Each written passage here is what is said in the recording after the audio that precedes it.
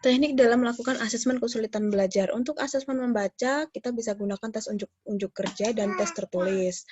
Nah, untuk tes unjuk kerja, kita bisa minta dia membaca dengan nyaring, suaranya terdengar keras gitu ya. Bisa dia membaca kata, membaca suku kata, membaca kalimat, membaca paragraf, membaca sebuah karya. Lalu kita amati ya, amati bagaimana kemampuan membaca dia. Terjadikah kesalahan-kesalahan membaca dan kesulitan-kesulitan dalam membaca seperti apa, itu nanti akan terlihat. Lalu bisa juga tes tertulis berupa menjawab soal. Nah, ini biasanya untuk soal-soal membaca pemahaman ya. Nah, ingat tadi ada membaca permulaan dan membaca pemahaman. Kalau membaca permulaan itu dia masih pada membaca teknis. Ya, oke, nah selanjutnya kita bahas ya. Asesmen menulis. Kita bisa analisis sampel tulisan. Analisis sampel tulisan. Sampel tulisan. Apa sampel tulisan? Ya, ini tulisannya anak kita ambil. Lalu kita analisis. Seperti apa bentuknya, rapi tidak, tekanannya seperti apa, hurufnya terbalik-balik atau tidak, tinggi rendahnya sama atau tidak, dan sebagainya. Lalu kita bisa melakukan tes mengeja. Karena dalam menulis kan kita menggabungkan huruf ya. Menggabungkan huruf dengan huruf, kemudian membentuk kata. Jadi kita tes bagaimana kemampuan mengeja dia. Asesmen berhitung atau matematika, kita bisa tes tertulis beserta dengan penilaian, tes unjuk kerja, dan pengamatan. Ya, ini bisa dikasih soal-soal tertulis. Bisa juga nanti untuk pada aspek perkembangannya kita minta dia melakukan seriasi, korespondensi, dan yang lain ya, terutama untuk yang mengungkap bagian kognitif dasarnya. Ada pengelompokan, pengurutan, dan lain-lain. Asesmen perkembangan. Kita lakukan tes unjuk kerja dan juga melalui observasi atau pengamatan. Tes unjuk kerja ini kita bisa menginstruksi siswa untuk melakukan sesuatu dan kita nilai gitu ya.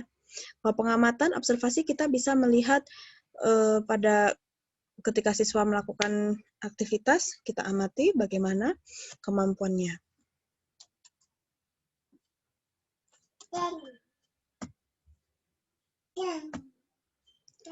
Lalu asesmen akademik, kita bahas satu-satu. Asesmen akademik, membaca, menulis, dan berhitung, ini adalah ruang lingkup kemampuan membaca. Nah, aspek membaca, di dalam membaca ada kemampuan permulaan atau membaca teknis dan membaca pemahaman. Ruang lingkup yang kita asesmen untuk membaca permulaan atau membaca teknis, yang pertama adalah kemampuan mengenal huruf. Yang kedua, mengenal bunyi huruf atau kesadaran fonem, baik dalam huruf vokal, konsonan tunggal, konsonan ganda, atau huruf diftong. Huruf vokal tahu ya, A, I, U, E, O, konsonan tunggal ya B, C, D, F, G, H, dan seterusnya sampai Z. Untuk konsonan ganda ini misalnya N, G, N, Y, kayak gitu. Lalu huruf diftong. Huruf diftong itu dia perpaduan dua huruf vokal seperti au pada kata pisau, kemarau, yang kayak gitu ya. A dan I pada kata pantai gitu. Lalu menggabungkan bunyi, membentuk kata, variasi bunyi, menggunakan analisa konteks, dan menggunakan analisa struktural. Untuk membaca pemahaman, kita bisa mengasesmen pemahaman lateral atau memahami informasi tertulis dalam bacaan, dan pemahaman interpretasi yang terdiri dari menarik kesimpulan, membuat generalisasi, memahami hubungan sebab akibat, membuat perbandingan-perbandingan, menentukan hubungan baru antara fakta dalam bacaan.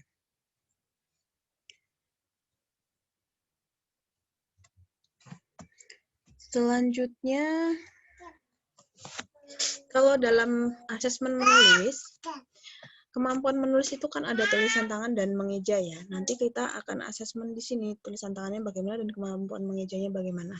Untuk melihat kemampuan tulisan tangan, kita lihat indikatornya bentuk tulisan kata seperti apa, ukuran dan proporsi huruf baik dalam lebar maupun tingginya seperti apa, konsisten atau tidak, letak huruf rata pada garis dasar atau tidak, konsisten jarak tulisan baik dalam kata dan kalimat, konsistensi tebal tipisnya huruf, konsistensi tegak atau miringnya huruf, kecepatan dalam menulis, kebersihan dan kerapian menulis.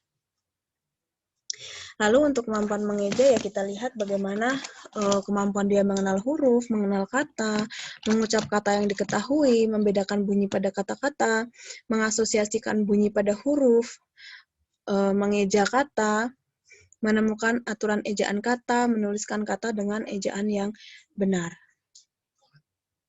Kalau untuk kemampuan berhitung, matematika, subaspeknya adalah aljabar atau aritmatika dengan ruang lingkup yang kita asesmen, kemampuan mengenal angka dan bilangan, menghitung bilangan, urutan ya, melakukan operasi penjumlahan, operasi pengurangan, perkalian, dan pembagian. Untuk geometri, dia meliputi bidang datar dan bidang ruang. Untuk pengukuran, di sini tentang panjang, keliling, luas, isi, berat, dan waktu. Tapi meliputi 3 hal, konsep, perhitungan, dan penyelesaian masalah. Itu tadi untuk asesmen yang akademik, ruang lingkupnya apa saja, itu tadi sudah ya. Sekarang asesmen persepsi. Visual auditory, persepsi visual auditory, dan persepsi haptik. Atau perseptual motor, ada juga yang mengistilahkan seperti itu. Menurut Cu Sundari, asesmen perkembangan persepsi merupakan suatu proses pengumpulan informasi mengenai aspek-aspek perkembangan persepsi seorang anak yang diperlukan sebagai bahan pertimbangan dalam merencanakan suatu program pembelajaran akademik seperti membaca, menulis, atau matematika. Jadi pada intinya kita melakukan pengumpulan informasi tentang kemampuan di aspek perkembangan. Seperti di bagian yang depan tadi, aspek perkembangan itu ada persepsi visual, auditori, perseptual motor, kognitif dasar, seperti itu ya.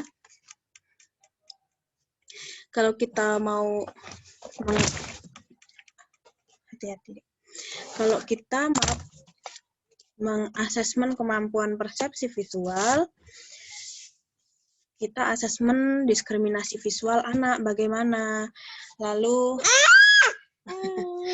figur groundnya seperti apa, visual closure seperti apa, visual memory seperti apa, visual sekuensial seperti apa, visual form konstansi seperti apa, visual spasial seperti apa. Oke, nah kalau untuk persepsi auditoris, berarti kita mengasesmen apa? Mengasesmen 5 hal ini ya. Kesadaran fonologisnya, diskriminasi auditoris, ingatan auditoris, urutan auditoris, dan perpaduan auditoris.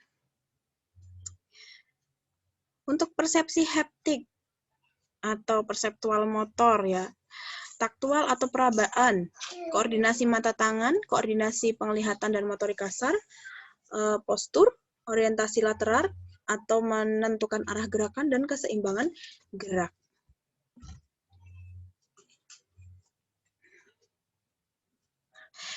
Ini kisi-kisi instrumen asesmen yang bisa dikembangkan menjadi instrumen ya. Ini kisi-kisi nanti bisa dikembangkan menjadi instrumen. Aspeknya apa?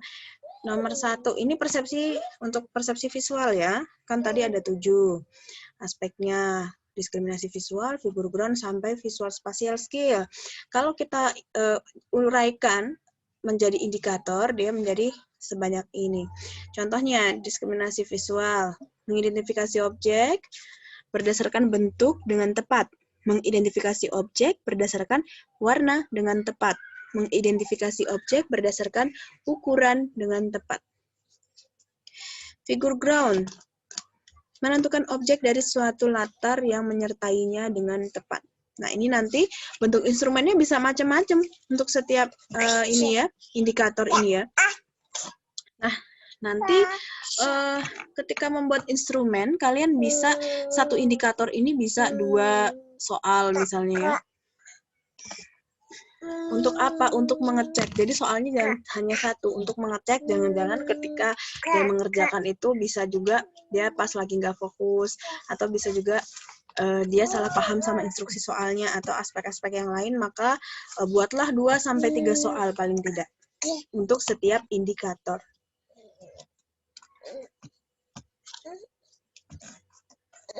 Untuk persepsi auditoris, kemampuan untuk memahami atau menginterpretasikan segala sesuatu yang didengar meliputi kesadaran fonologis, diskriminasi auditoris, ingatan auditoris, urutan auditoris, dan perpaduan auditoris. Kisi-kisi instrumennya. Untuk kesadaran fonologis, bisa ini ya, mengidentifikasi bunyi vokal di akhir, identifikasi bunyi vokal di awal, identifikasi bunyi konsonan vokal di akhir, dan sampai pada perpaduan auditoris. Lalu perseptual haptik, kemampuan mengenal berbagai objek melalui modalitas perabaan dan kinestetik gerak, meliputi kemampuan taktual atau perabaan, koordinasi mata tangan, koordinasi penglihatan dan motorik kasar, postur atau orientasi posisi, orientasi lateral, perencanaan arah gerakan, dan keseimbangan gerak.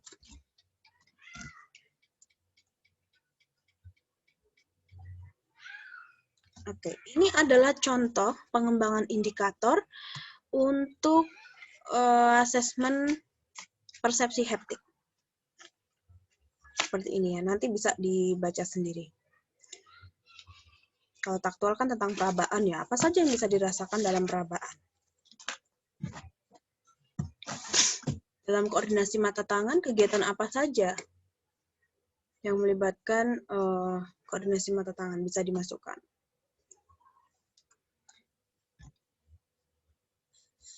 Postur, memposisikan diri ketika beraktivitas dalam ruangan sempit atau banyak perabotan. Dapat memposisikan diri ketika berlari dengan baik. Sampai pada orientasi lateral, bisa menunjukkan arah kanan, kiri, depan, belakang, atas, bawah.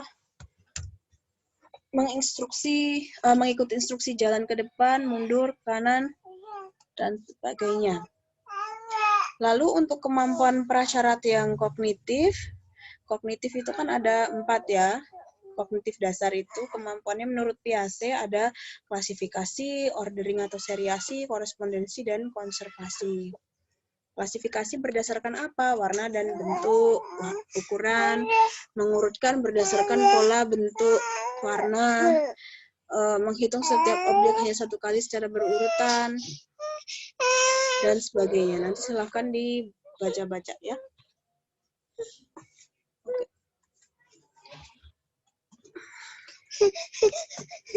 Sebentar ya. Setelah kita tahu kisi-kisinya, secara teori kita tahu aspek apa saja yang perlu diungkap dari setiap persepsi visual, auditory, perseptual haptik, kita membuat instrumennya ya. Langkah-langkahnya adalah kita harus tentukan dulu kemampuan apa yang mau di-asesmen. Nah, ini kemampuan apa yang mau di-asesmen ini nanti tergantung hasil identifikasinya. Setelah diidentifikasikan ternyata kok ternyata banyak kecenderungannya dia mengalami disleksia misalnya. Oke, kalau disleksia kan terkait kemampuan membaca. Nah, kita lihat kemampuan membaca tadi berarti kita perlu asesmen apa? Asesmen di membaca permulaan, kemudian asesmen di persepsi visual, dan asesmen di persepsi auditorinya. Nah, itu ya, kita tentukan dulu apa yang mau di-asesmen. Lalu mengembangkan kisi-kisi instrumen asesmen yang berasal dari teori terkait perkembangan atau tahapan belajar. Nah, seperti ini tadi, ini kisi-kisi ini saya ambil dari teori ya, ini Piaget ya. Nah, ini juga saya ambil dari teori perkembangan. Kalau perseptual haptik terdiri apa saja? Ini ada teorinya ya. Itu juga ini. Buat kisi-kisinya, di dalam kisi-kisi itu ada penjabaran indikator-indikator dari setiap aspek yang mau kita ungkap. Oke, itu membuat kisi-kisi ambilnya dari teori atau kemarin kajian literatur gitu ya, waktu kita membuat instrumen identifikasi. Nah, ini sama, tahapannya itu sama. Tentukan dulu mau asesmen apa, lalu kajian literatur, kita cari aspek-aspeknya apa saja, lalu membuat kisi-kisi. Yang ketiga, menentukan indikator yang akan diteskan dari setiap aspek kemampuan, baik kemampuan akademik maupun perkembangan. Nah, ini masih di dalam kisi-kisi ya, nomor 3 ini. Kalau yang di sini tuh maksudnya menentukan dari kemampuan itu terdiri dari aspek apa saja. Lalu setiap aspek indikatornya apa saja. Lalu yang keempat, kita tentukan teknik pengambilan datanya mau apa. Nah, ini perlu disesuaikan dengan jenis kemampuan yang mau kita yang mau kita asesmen gitu ya. Mau pakai observasi, tes unjuk kerja, tes lisan, atau tes tertulis. Nah, ini metodenya harus cocok dengan apa yang mau kita asesmen. Maksudnya begini, kalau misalnya dia kemampuan persepsi visual, kita suruh dia mengerjakan soal, nah itu nanti tes tertulis gitu ya. Nah, itu nanti tesnya seperti apa? Itu harus betul-betul mencerminkan kemampuan dia dalam diskriminasi visual. Misalnya nanti ada gambar. Contoh soalnya kalau tertulis nanti akan ada gambar, lalu dia diminta pilihlah gambar berwarna merah, misalnya kayak gitu. Centang gambar berwarna merah. Tapi ada juga yang anak tuh nggak bisa mengerjakan model soal seperti itu. Dia biasanya langsung langsung benda, terus meminta anaknya untuk mengambil warna tertentu seperti yang diinstruksikan. Itu juga bisa seperti itu. Jadi nanti kembali lagi untuk teknik ini kita sesuaikan pada kemampuan apa yang mau diambil, yang mau di-assessment, dan kita nanti lihat juga si anaknya ya. Kalau anaknya masih TK kan, kalau disuruh model mengerjakan soal worksheet, seperti di contoh-contoh instrumen yang pernah saya contohkan di pertemuan berapa itu tentang persepsi, itu tentunya perlu dibimbing ya dalam mengerjakan ya. Sudah kita tentukan mau tekniknya apa, kita buat instrumennya. Kalau observasi ya ada checklist, ada panduan observasinya. Kalau tes unjuk kerja ya LKS-nya mana, catatan responnya seperti apa. Catatan respon ini bisa modelnya seperti checklist juga. Dan sistem penilaiannya bagaimana, kriterianya bagaimana ya. Kriteria penilaiannya seperti apa. Kalau tes lisan ya ada lembar soal, lalu catatan jawaban pesertanya, lalu sistem penilaiannya atau sistem anakku ikut ngajar kuliah. Main dulu nak. Mana maknya? Itu makmu dia bisa dulu. Dia pintar. Lalu tes tertulis bisa lewat LKS dan bagaimana sistem penilaiannya. Sistem penilaiannya bisa model scoring gitu ya. Ini contoh checklist pengamatan membaca. Perilaku membacanya apa, lalu ini pengamatan ke 1, 2, 3. Jadi ini diamati beberapa kali ya. Aduh, sampai mana, aduh. Yo. Oke, itu.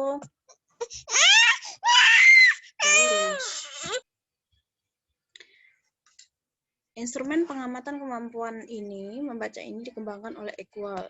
Berisi 26 pernyataan berupa deskripsi perilaku membaca anak yang mengalami kesulitan belajar. Butir 1-15 ini menguji tentang, mengasesmen tentang jenis kesalahan membaca teknis atau permulaan. Butir 16-22, kesalahan membaca pemahaman. Butir 23-26 adalah bentuk kesalahan umum dalam membaca. Nah, contohnya butir 1-15 membaca teknis ya. Membaca dengan mengeja. Ini kan teknis ya. Pemenggalan tidak tepat, pengucapan tidak benar, menghilangkan bunyi atau kata mengulang-ulang. Checklist ini adalah alat untuk mencatat hasil observasi kemampuan membaca anak. Diperlukan bahan bacaan beserta pertanyaan terkait isi bacaan untuk dibaca dan dijawab oleh siswa. Nah, instrumen ini hanya untuk mencatat hasil pengamatan ya. Nah, karena kita mau tahu nih kemampuan membacanya bagaimana, pemenggalan tidak tepat, pengucapan tidak benar, berarti kan harus ada yang dibaca sama anak. Nah, itu juga kita harus siapkan. Bahan bacaannya apa? Lalu ini ada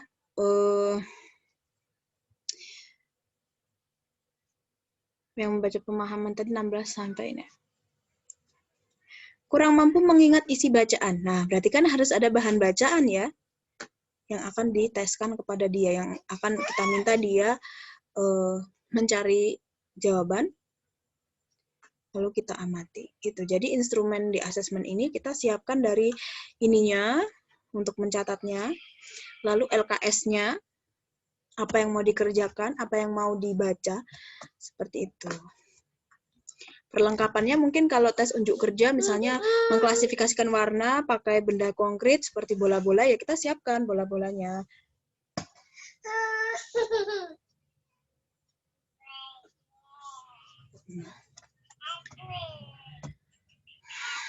Lalu, nah setelah melakukan asesmen, kita analisis hasil asesmennya. Hasil asesmen ini dirumuskan dalam format yang namanya profil kemampuan siswa. Isi dari format tersebut kurang lebih 5 hal ini, ada identitas siswanya, siapa yang kita asesmen, lalu deskripsi pelaksanaan asesmennya, ada tanggal dan tempat asesmen. Mungkin ini bisa cukup tanggal saja sih sebetulnya. Deskripsi kemampuan siswanya, nah ini yang penting nih. Kemampuan yang dimiliki saat ini, yang dia bisa melakukan sendiri, alias kemampuan yang sudah ia kuasai, lalu kemampuan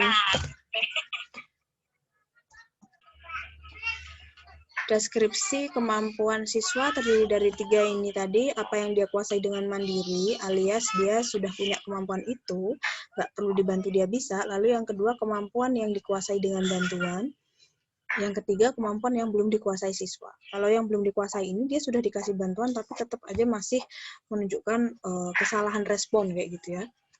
Nah, lalu kita analisis kebutuhan belajar siswanya. Kebutuhan belajar siswa merujuk pada kemampuan yang dikuasai dengan bantuan dan belum dikuasai. Nah, kan ini sudah dideskripsikan nanti ya. Lalu kita melihat kemampuan yang di poin 2 dan 3 ini apa saja. Nah, berarti kebutuhan belajarnya itu merujuk pada di sini. Lalu rencana tindak lanjut dan rekomendasi. Kita jabarkan upaya untuk membantu kebutuhan belajar. Adik, udah lagi ngajar. Udah ini. Udah, tunggu dulu situ. Kita jabarkan strategi belajarnya apa.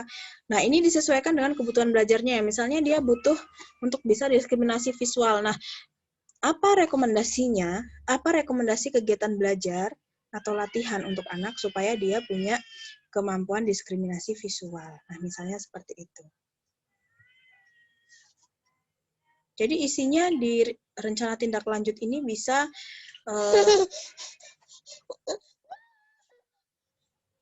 saran-saran ya, strategi belajar. Tapi yang sifatnya langsung menyasar di kebutuhan belajarnya siswa. Ya, itu tadi untuk asesmen ABBK, ini beberapa sumber yang saya pakai.